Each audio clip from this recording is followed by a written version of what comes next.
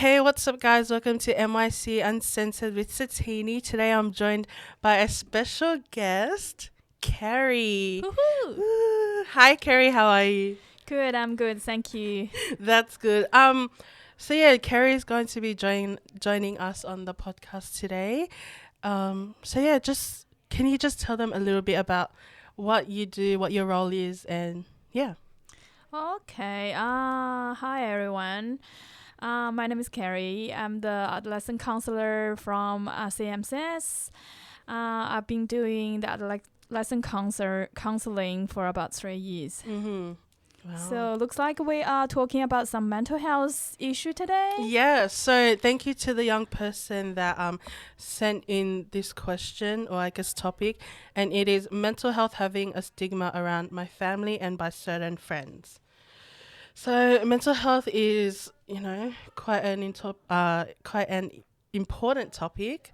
So yeah, once again, thank you for sending it through, and I'm sure many people will benefit from this podcast. Yeah. Yes, great. So I guess we'll start with what is mental health. So if you don't know, mental health as defined by the Oxford Dictionary is a person's condition with regard to the psychological and emotional well-being. And then according to Black Dog Institute, there are about 3/4 of common mental health problems which emerge before the age of 25 years old, and more than 40% of Year 12 students report symptoms of anxiety and depression higher than the normal range for their age group.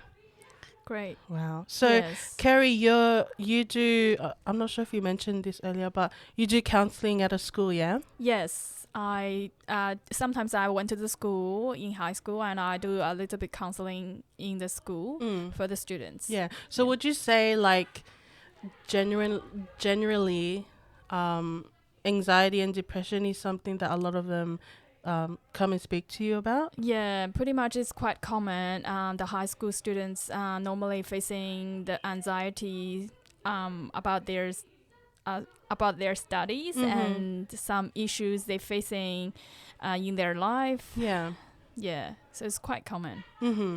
And so then with mental health, there can be stigma, and stigma is when someone is stereotyped or labeled. So usually they're viewed in a negative way, and people with mental health issues can be stigmatized as being, for example, weak, for seeking help. Sometimes they're called crazy or perceived as more violent than others in the community. Yeah. Mm-hmm. Yeah.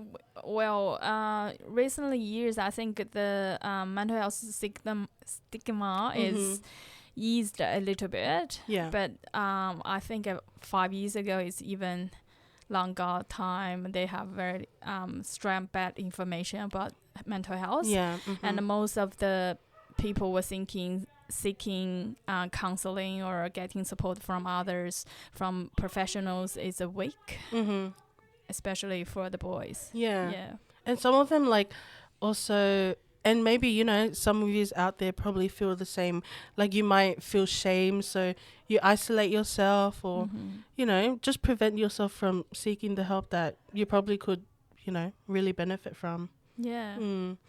But yeah, anyways, we gave out a few surveys to some of the young girls, and it was just some questions, 8 questions about what young people think on mental health and stigmas, and the what was it?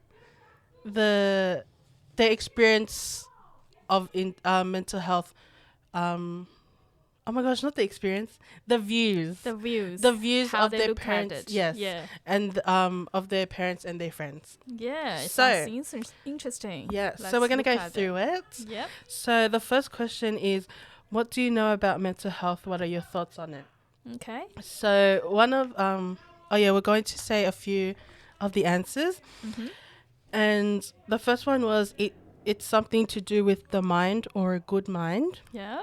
Another response is mental health is the well-being of your mind, and it is important to have a good mental health. Yep. And then another one is mental health is feeling unwell and unable to function in school or in the community. Yes. So pretty much from the survey, we can say the girls or the teenagers, they basically understand what the mental health is, and they are related to the ment, and they are thinking the mental health is important at a certain stage, and they will affect your school performance and your daily life. For sure. And then the second question is, if you feel stressed, do you think you would see a school counselor? If you have, how was it? If not, why not? And then we've got 2 answers. So yes, I think seeing a school counselor helps you think straight.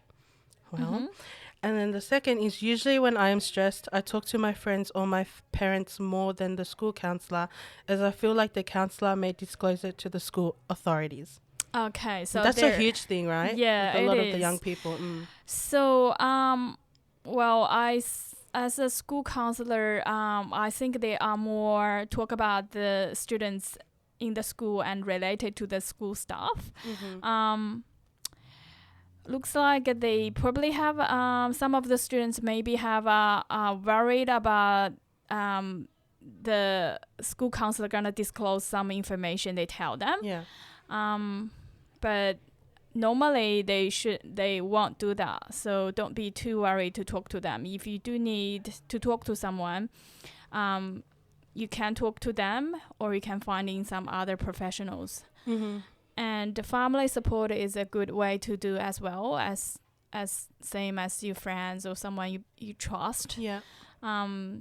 It's better not to be hold on to yourself. It's not good for your health, though. Mental health. No, I agree. And then the third question is, have you seen a school counselor before? If so, how was it? If not, why not? So these are 2 very interesting responses. So the first one was, yes, it was good. We talked about a lot of stuff. That's good. And then the second one is, yes, they emailed everything I said to my mom. Why got this answer? I'm shocked. Really, I don't think whatever the school counselor did is not appropriate. Because when you're doing a counseling session with any professional or a school counselor, they should have a responsibility to keep in private. I'm not sure why that happened, and that's exactly explained why the mental health have a stigma. For sure. Because I think that's very inappropriate behavior. Hopefully, you guys, when you're going to see counselor, then they don't do that things to you to give you a bad experience. And I think it's also important to note, like, are there certain instances when the counselor has to disclose it to the school or the parents? Yes, but before they have a counseling sessions with you, they should explain the privacy to you and confidentiality to you first, and they will tell you in some of the cases, they probably gonna disclose the details to other authorities. But most of time, no. They will keep in private. See, it's just like Carrie. Like, when we saw that, I was like, that's really unfortunate, right? Yeah, that's very shocking. Yeah. Who is this guy? But okay, moving on. The fourth question is, if your friends told you about seeing a counselor, how would you view them? So we got interesting response again. So one was, no, I don't like sharing to other people. Okay. And the second was, I wouldn't want to have them as my friends. The second answer is really surprised. I wonder why that is. I don't know. Like, I guess there's also stigma in that too. Like what that young person's personal, probably their views or their experiences with it. I think as a friend, when your friends get trouble, you probably need to give them some support. And if they wanna talk to you about their stuff, you should be there to kind of support them in some ways. Or you can tell them, I know some professionals or counselors. You can talk to a counselor if you feel more comfortable. No, that like, at least they're being honest, right? I mean, Yeah. I mean, personally, if I had I would want to be able to open up to my friend and tell them. So I would want them to do the same to me. If that makes Yeah. sense. But I'm sure you have your reason out there. Whoever you are, we appreciate the honesty. So yeah, and then number 5 is, how do you handle problems in your life? So 1, I try to ignore it and not to overthink about it. A lot of people do that. Number 2, I ask my mum for help. Another is taking a walk or watching a movie. Get upset about the problem, or use my mobile phone to distract me. Yeah, from the answers I can say, the young person normally uses 3 ways to overcome their problems. They either avoid it, or get something to distract them, Yeah. or talk to the parents. I say these 3 ways are good, but they are not best. I think you need to kind of facing your problems when you can, or when you're ready. So you probably need to talk to some professional to overcome these difficulties and learn some skills to manage if these difficulties coming again. Yeah. You can distract yourself, but it won't last long. Because eventually you're gonna have to deal with it. Yeah. You know? It's just basically postponing that problem. That's right. But you're eventually gonna have to get back to it. Yeah. No? Yeah. I agree. And then number 6, how do you overcome mental health? So a few said spending time with friends, reading books. I love that. Talking to someone close, and the other is ignore it. Yeah, some of the ways can work for a while, like ignoring it can be worked. Yeah. But for the long term, you really need to learn some skills to kind of overcome from mental health. Mental health is quite normal currently. Like everyone were facing some problems, or they have some mental health issues in some of the degree. But you don't want that things going even worse. So if you feels like you are a little bit down, or you are something, you are not right, better to deal with at the beginning, not wait until getting worse. Yeah. Yeah. And then, so we've got 2 of the same questions for the last 2, and the first one is to friends. So if you want to go see a counsellor because you're feeling a little bit down, how do you think your friends would react? So we gave different choices. It was, that's not a big deal, get over it. Second was, are you crazy? The third one is, why would you? You don't look depressed. Fourth is, change the subject. So, oh really, have you finished your homework? And we also gave the option to do another response. So most of it was, that's not a big deal, get over it. And then also other, they would want to know what happened. Yeah, so apparently I think half of the answer would be get over it. Yeah. That's we were heard quite often from your parents and your friends. That's why the mental health stigma is there. Yeah. Because maybe the parents' generation, they don't know how to deal with mental health, and they don't really have that concept about mental health. But nowadays, you can have choice to choose how to maintain your mental health and to kind of overcome your mental health issue.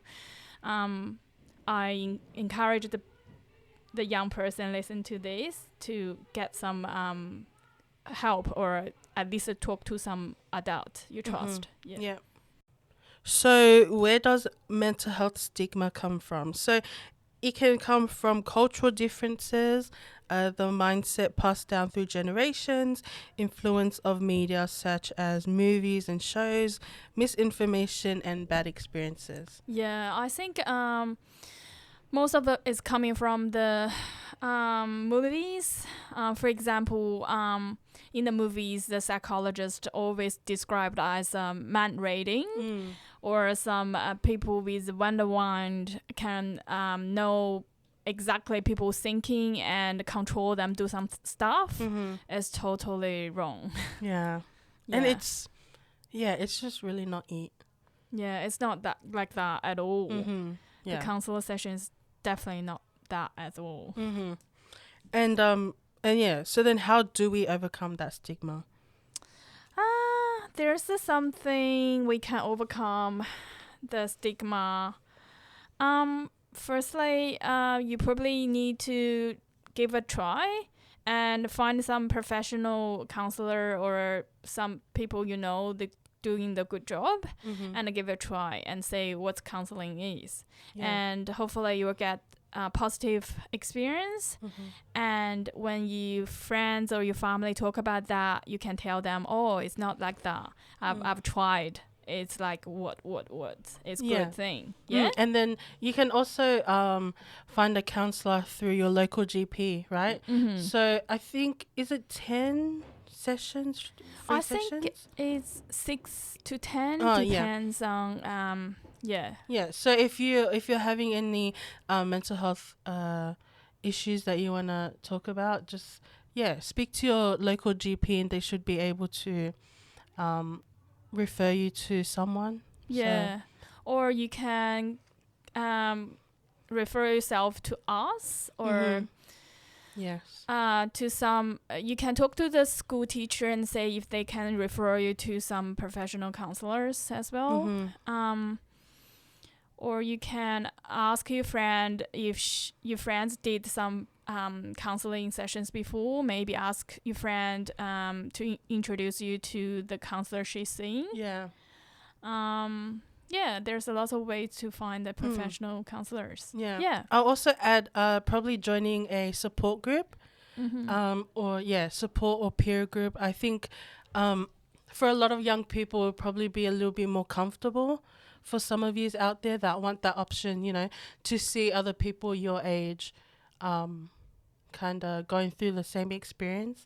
I mean, it's not a good experience, Yeah. but I think that, I don't know, you might find comfort in that. Yeah. Also, you can find out some program or activities in your areas, such as in Maryland's Youth Center. They running out of different program and different activities. Yeah. You can socialize with the people in your group in your age, and maybe you'll find someone facing the same problems as you. Can talk to them and talk to the adult or organization about your problems. You always can find a way. Yeah. And then I guess one more is helplines. So if for whatever reason you don't want to go out there into the world or walk into a service, then there's a lot of online services that can help you, anonymous helplines, and it's probably you might not get the proper help from it. They probably won't go into too much details about yourself, but they give you a general information about the things, and they probably give you some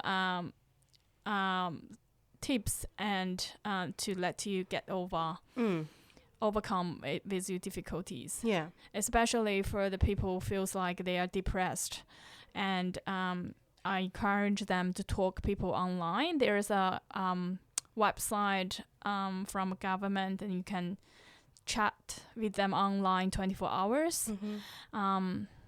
And don't hold it. And you feel if you feel very down and you feel like you've been tracked, better to talk to someone. Yeah. Or chatting online with someone. Yeah. So I think just overall seeking support, whether that's from loved ones or a mental health professional, is always a helpful step towards overcoming that stigma and just improving your mental health. Yeah. Okay. But I think that's a wrap for today. Yeah. That was fun. We talk too much. I love it. And we mentioned all those tips and stuff of how to overcome it or who to speak to, but there will be mental health services in the description, Yeah. so you can always check that out if you want to access it. But Sure. yeah. So how was this episode for you, Carrie? Oh, first time doing this, but it's lots of fun Yeah, and yeah. a bit nervous. Yeah. And hopefully, if someone needs some help, I can provide the help for them. For sure. And if you really want to talk to someone, I'll be there for you. Mm-hmm. Cool. That's beautiful. But yeah, as we said, like, mental health, the stigma is, I guess, lessening these days, and there's more awareness and people are being more open and talking about it. Which I love, you know. Yeah. And it's yeah, I'm just really glad that the world is moving that way. Yeah, I think the world is changing a lot Mm. related to the mental health. That's the opportunity for the young person Yeah. to express themselves in the in the right way. Mhm. It's very good. Yeah. I'm really glad you guys have that chance to talk Yeah. about it. Mhm. Yeah. No. Okay. Okay. Well, thank you guys for listening. All our social media and stuff is in the description, as I said, along with the mental health organizations.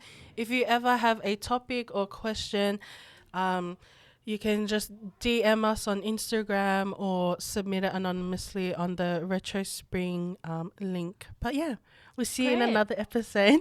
Thank you, Perfect. Carrie, again. Thank you. Okay, thank you guys. Bye. Bye.